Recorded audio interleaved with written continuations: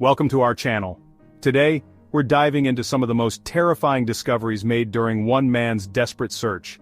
A search that would lead him down a rabbit hole of dark secrets, bone-chilling artifacts, and things that would make even the bravest soul question their sanity. Stay tuned, because you won't believe what he found. Picture this, a dilapidated house, forgotten by time, its windows like vacant eyes staring out at the world.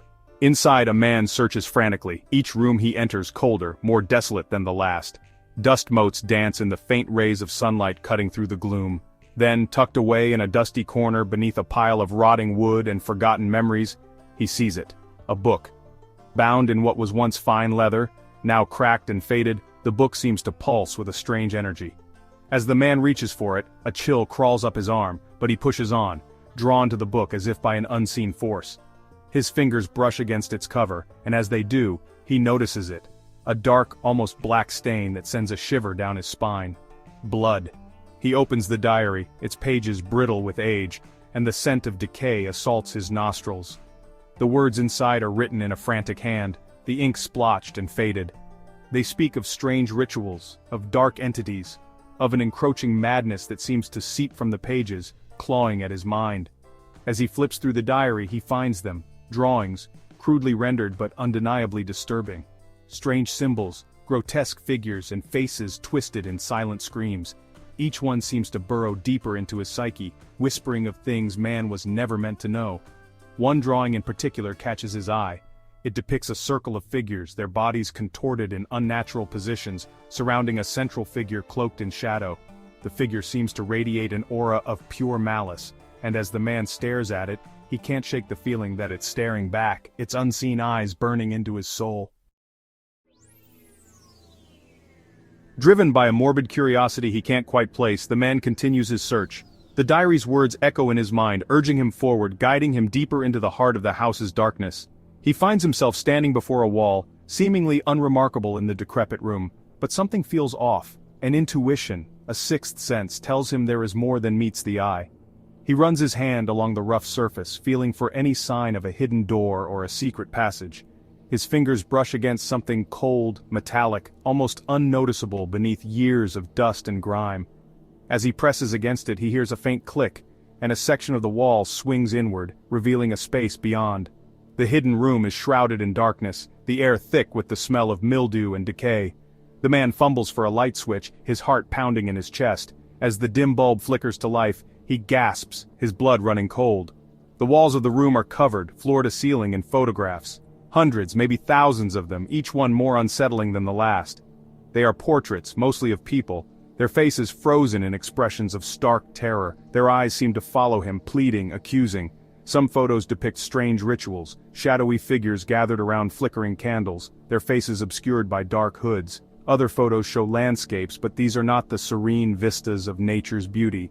These are places of desolation and despair, twisted trees reaching towards the sky like skeletal fingers, and dark, stagnant water reflecting the oppressive gloom.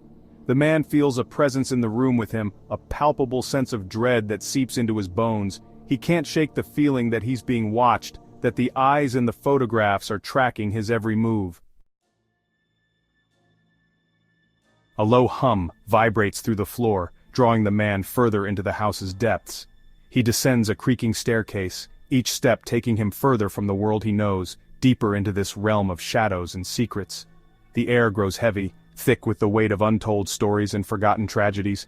He enters a room that seems to pulse with an unseen energy. The air crackles with a strange electricity, and the hair on the back of his neck stands on end. In the center of the room, atop a makeshift altar draped in faded velvet, sits a collection of objects, each one radiating an aura of wrongness.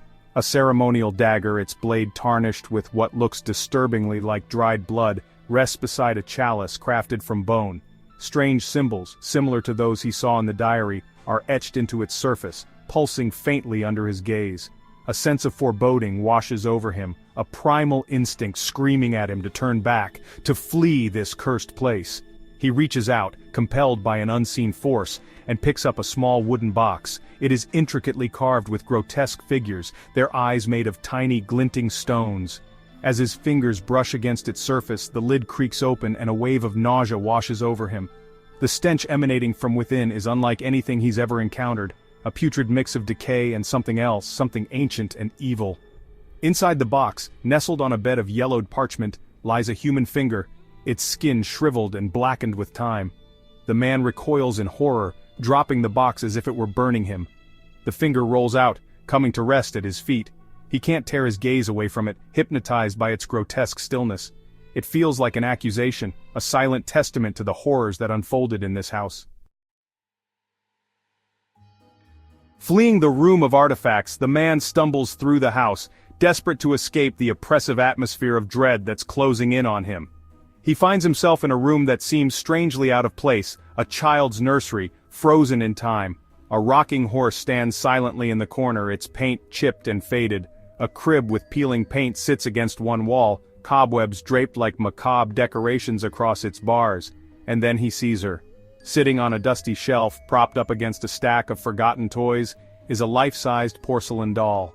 Her once vibrant dress is now caked in dust, and her porcelain skin is cracked in places, revealing the hollow darkness beneath. But it's her eyes that truly unsettle him. They are wide and staring, a disturbing shade of blue that seems to pierce through him, seeing into his very soul. Her lips are curved into a chilling, unnatural grin, a grotesque parody of a child's innocent joy. As he stares at the doll, he can't shake the feeling that it's staring back, its painted eyes following his every move. He takes a step closer, mesmerized by the doll's unsettling presence. The air around him seems to grow colder, and he can feel a prickling sensation on the back of his neck, as if he's being watched. Suddenly, a floorboard creaks beneath his feet, and the doll's head seems to turn slightly, its painted eyes locking onto his with an intensity that sends a shiver down his spine. He backs away slowly, never taking his eyes off the doll.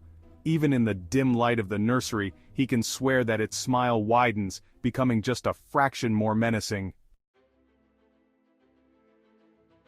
The man stumbles back, heart pounding in his chest, desperate to escape the suffocating presence of the doll. He retreats to what seems to be a study, the air thick with the smell of stale tobacco and decaying paper. A fire crackles in the hearth, casting flickering shadows that dance across the book-lined walls. In the center of the room sits a massive oak desk, its surface covered in a jumble of papers, inkwells and quills. He's drawn to a stack of letters bound together by a length of faded ribbon. The handwriting is elegant, almost calligraphic, but the words themselves are filled with a raw, desperate fear that leaps off the page. The writer speaks of being haunted by something dark and powerful, something that whispers to him in the dead of night, urging him towards unspeakable acts. He describes vivid nightmares, visions of blood and fire, and a growing sense of dread that consumes his waking hours. As he reads further, the letters become more frantic, the handwriting more erratic. The writer speaks of rituals and sacrifices, of a desperate attempt to appease the entity that torments him. The final letter ends abruptly, mid-sentence, as if the writer was interrupted, dragged away by some unseen force. The man drops the letters onto the desk, his heart pounding in his chest. He can feel the weight of the writer's terror, the palpable sense of dread that seeps from the very pages. He realizes with chilling certainty that he is not alone in the house. Something dark and malevolent lingers here, something that feeds on fear and despair. The man, forever marked by the horrors he unearthed, leaves the house behind, but the images, the sensations, the sheer terror of his discoveries remain etched into his soul. He carries the weight of those secrets, the knowledge of the darkness that lurks within those crumbling walls. And so the search continues. The search for answers, for understanding, for a way to make sense of the terrifying reality that lies hidden beneath the surface of our world. But some truths are best left buried, some doors best left unopened. For within the shadows evil waits, and sometimes, the act of seeking is what awakens it from its slumber. Thanks for watching. If you enjoyed this video, don't forget to like, comment, and subscribe for more spine-chilling content. See you next time.